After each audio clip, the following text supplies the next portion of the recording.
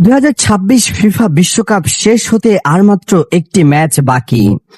এক মাসেরও বেশি সময় ধরে চলা এই মহাযজ্ঞে ফুটবল প্রেমীরা উপভোগ করেছেন অসংখ্য রোমাঞ্চকর ম্যাচ, অবিশ্বাস্য গোল, নাটকীয় প্রত্যাবর্তন এবং নতুন নতুন ইতিহাসের জন্ম।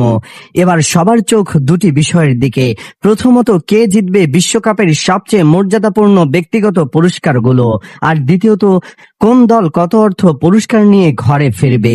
চলুন শুরু করা যাক। অ্যাডিডাস গোল্ডেন বল টুর্নামেন্টের সেরা খেলোয়াড়। এই পুরস্কারটি দেওয়া হয় পুরো বিশ্বকাপে সবচেয়ে প্রভাব বিস্তারকারী ফুটবলারকে। বর্তমান পারফরমেন্স বিবেচনায় লিওনেল মেসি এই পুরস্কারের সবচেয়ে শক্তিশালী দাবিদার। গোল, অ্যাসিস্ট, ম্যাচে নেতৃত্ব এবং গুরুত্বপূর্ণ মুহূর্তে অসাধারণ পারফরমেন্স, সব মিলিয়ে আর্জেন্টিনাকে ফাইনালে তোলার পেছনে তার অবদান ছিল অসাধারণ। তবে প্রতিদ্বন্দ্বিতায় রয়েছেন স্পেনের রদ্রি, তরুণ তারকা লামিনে ইয়ামাল এবং ইংল্যান্ডের জুডো বেলিংহাম। ফাইনালের পারফরমেন্সই শেষ পর্যন্ত নির্ধারণ করতে পারে গোল্ডেন বল কার হাতে উঠবে। অ্যাডিডাস গোল্ডেন বুট সর্বোচ্চ গোলদাতা। বিশ্বকাপের সর্বোচ্চ গোলদাতাকে দেওয়া হয় গোল্ডেন বুট। বর্তমান অবস্থায় লিওনেল মেসি এই দৌড়ে এগিয়ে রয়েছেন। তবে ফাইনালের ফলাফল এবং শেষ ম্যাচের গোল সংখ্যার উপর নির্ভর করবে এই পুরস্কারের ভাগ্য। যদি একাধিক খেলোয়াড়ের গোল সংখ্যা সমান হয়, তাহলে অ্যাসিস্ট এবং কম মিনিট খেলার হিসাব বিবেচনা করে বিজয় নির্ধারণ করা হবে। অ্যাডিডাস গোল্ডেন গ্লাভস সেরা গোলরক্ষক। এই পুরস্কারটি দেওয়া হয় টুর্নামেন্টের সেরা গোলরক্ষককে।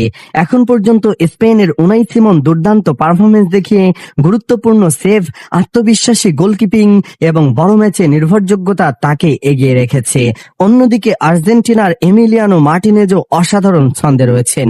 তার ফাইনালের পারফরমেন্সে নির্ধারণ করতে পারে এই পুরস্কারের মালিক।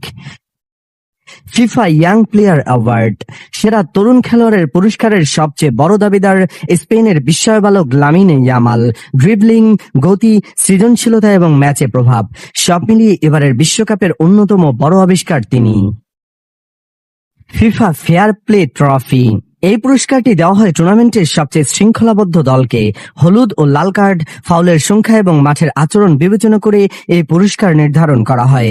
তবে এখন পর্যন্ত 2026 ফিফা বিশ্বকাপে কোনো নির্দিষ্ট দেশকে আনুষ্ঠানিকভাবে ফেয়ার প্লে ট্রফির বিজয় ঘোষণা করা হয়নি। বিশ্লেষকদের মতে মাঠে অসাধারণ শৃঙ্খলা ও ট্যাকটিক্যাল ডিসিপ্লিনের জন্য সুইজারল্যান্ড ও জাপান এই পুরস্কারের সম্ভাব্য দাবিদারদের মধ্যে রয়েছে। তবে চূড়ান্ত সিদ্ধান্ত নেবে ফিফা। এবার জেনে নেওয়া যাক কোন দল কত টাকা পুরস্কার পাবে। 2026 বিশ্বকাপে ফিফা ইতিহাসের সর্বোচ্চ আর্থিক পুরস্কার ঘোষণা করেছে। মোট আর্থিক বিতরণ 871 মিলিয়ন মার্কিন ডলার, যার মধ্যে পারফরমেন্স ভিত্তিক প্রাইজ মানি 655 মিলিয়ন মার্কিন ডলার। বিশ্বকাপ চ্যাম্পিয়ন দল পাবে 50 মিলিয়ন মার্কিন ডলার, যা বাংলাদেশি টাকায় প্রায় 610 কোটি টাকা।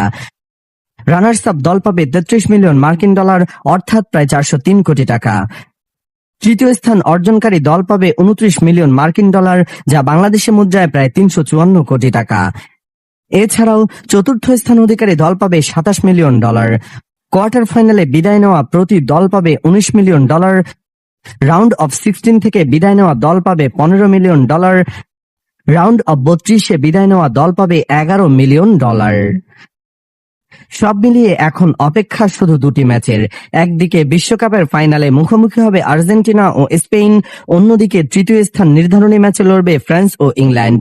এই দুটি ম্যাচের পরেই জানা যাবে কে হবে নতুন বিশ্ব চ্যাম্পিয়ন, কার হাতে উঠবে গোল্ডেন বল, কে জিতবে গোল্ডেন বুট, সেরা গোলরক্ষক কে হবেন, আর কোন দল জিতবে ফেয়ার প্লে ট্রফি। আপনার মতে বিশ্বকাপ জিতবে কোন দল? গোল্ডেন বল, গোল্ডেন বুট এবং গোল্ডেন গ্লাভস কার হাতে উঠবে? আপনার মতামত অবশ্যই কমেন্টে জানান।